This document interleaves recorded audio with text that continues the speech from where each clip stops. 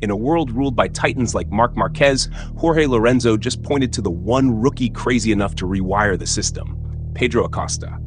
This isn't a prediction, it's a warning. The Spider-Man of MotoGP has arrived, slinging webs of brutal instinct, mutant reflexes, and a hunger that doesn't sleep. Acosta's path of destruction, and what happens when you drop a generational freak into the bloodthirsty theater of MotoGP. Let's get something straight. When Jorge Lorenzo speaks, you don't just listen, you shut the hell up and pay attention. Three-time MotoGP world champion. A man who dismantled Valentino Rossi in his own house. One of the most psychologically vicious, technically precise riders ever to pull on a leather suit. Lorenzo doesn't hand out compliments like candy. If he says you're dangerous, it's not a hype job. It's a warning to the grid. And now he said something wild, something seismic. He's called out the next big thing. Not just another fast kid. He compared Pedro Acosta to Marc Marquez. Then doubled down by saying, put him on a Ducati and he'd be scary. This isn't just another prospect. This is Spider-Man. And the asphalt is his web. The brutal genesis. Moto3's birth of a predator, Pedro Acosta, didn't walk into Moto3 like a newbie. He kicked down the door like he was here to collect souls. 2021 wasn't a rookie season. It was a statement of violence. Qatar, first race.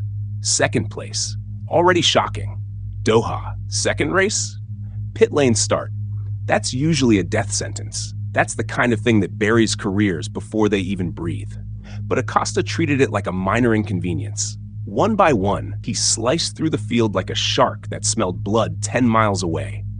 No panic, no flinching, just calculated, cold-blooded overtakes that looked less like racing and more like execution. He didn't just catch the leaders, he broke them. First ever to win a Moto3 race from pit lane. That's not a fun stat. That's a mental red flag for every poor bastard on the grid who thought they were fast. He was 16. Then came Portugal, then Spain. 3 back-to-back wins, 4 podiums in his first 4 races. He ended the year with 6 wins, 8 podiums, and a rookie world championship. The last guy to do that in the lightweight class? Loris Capirossi. In 1990, Acosta didn't just win races, he weaponized chaos, threading through packs like he had eyes in his spine, late-breaking maneuvers so savage they made commentators scream. And yet, he never looked out of control. It was instinct layered over discipline. The spider building his web. Moto2, from brawler to butcher. Then came the climb. Moto2, bigger bikes, heavier machines, less forgiveness. A place where many talents stall and vanish. Acosta didn't stall. In 2022, he was young and green, sure, but by Mugello, he made history again. Youngest Moto2 winner ever. That wasn't luck. That was calculation, catching up with confidence. But 2023 was the real metamorphosis. 7 wins, 14 podiums. World champion, 2 races before the finale. But forget the stats. Look at how he won. He wasn't just fast. He managed tires like a vet. He didn't fight every lap like a desperate man. He waited, lurking, conserving, then striking with precision. He became something terrifying, a kid with killer instinct and patience. And Jorge Lorenzo saw it. Every tick of that transformation. Lorenzo's brain doesn't just admire speed, it measures dominance. He understood exactly what Acosta was becoming. The next spider in the web. MotoGP, enter the apex predator. When Acosta hit MotoGP in 2024 with Tech 3 gas, people expected flashes. They got a storm. Second race, podium, Portuguese GP, the youngest to do it since Marc. The difference? This wasn't Acosta capitalizing on chaos. This was him creating it. 6 podiums across the season. A pole position. He ended 6th in the standings, just behind Brad Binder on the factory bike. But here's the twist. Nobody saw him panic. This is the Marc Marquez era. Riders either fall in line or get broken trying to match the insanity. Pecco tries to outsmart it. Martin tried to outpace it. Bezzecchi dances around it. But Acosta? He didn't blink. He smiled. Lorenzo's verdict. The spider has teeth. So when Lorenzo went on Migbubble and dropped the bomb, it wasn't theater. Open quote, he's not happy if he's second, he's third. Close quote. That's the line, the one that tells you everything. That's not a racer trying to impress. That's a psycho competitor, one who looks at silver like it's a slap in the face, the kind who throws trophies in the trash because it wasn't gold. Then Lorenzo dropped the nuclear code. Open quote, on a Ducati, he'd be scary, like Marc Marquez, close quote. Stop. Reread that. Not he might be good, not he'd adapt. He said Acosta plus Ducati equals fear. The kind of fear that wrecks championship plans before the season even starts.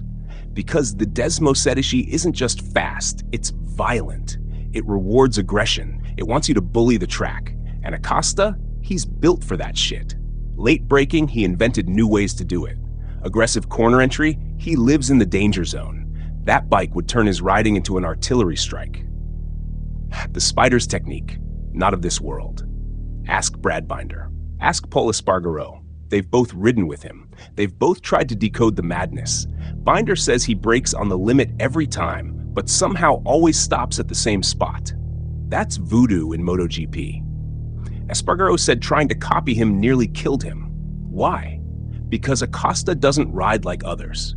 He's got the body geometry of a Marvel character, long torso, freaky arm span. He leans like he's falling off a cliff, but the bike stays planted. Then there's the Rossi-like technique, keeping the throttle slightly open while braking. That's black magic. You don't do that unless you're part Spider. You don't survive it unless your brain runs simulations 0.2 seconds ahead of real time. His whole style screams evolved. Bash the crossroads. Ducati, VR46, and the temptation.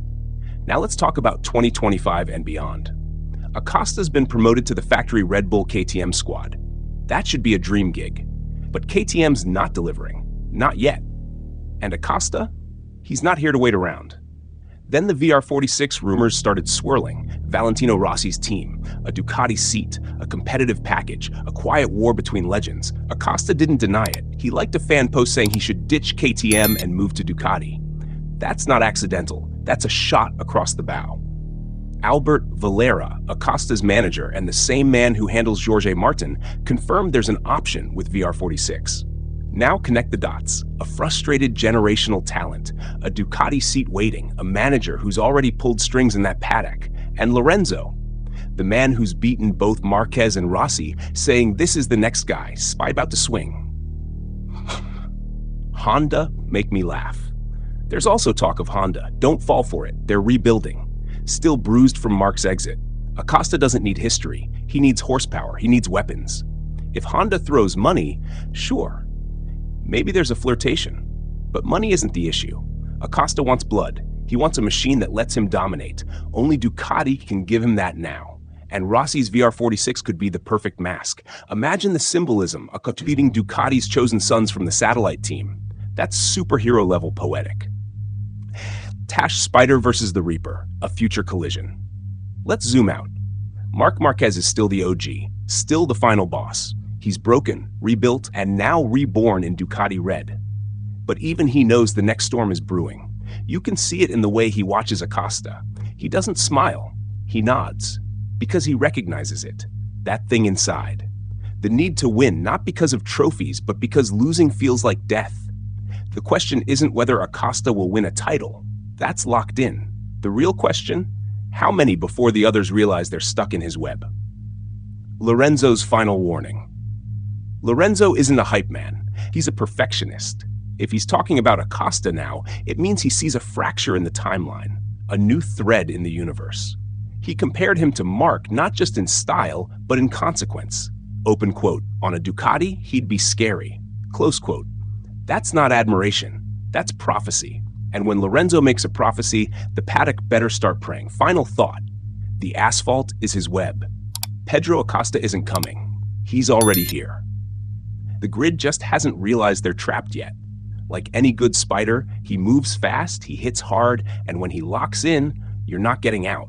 Lorenzo saw it first. He saw the eyes, the posture, the refusal to settle for second. That's not a rider. That's a fucking problem. And if Ducati gives him wings, you might as well hand him the crown now and save everyone the trauma.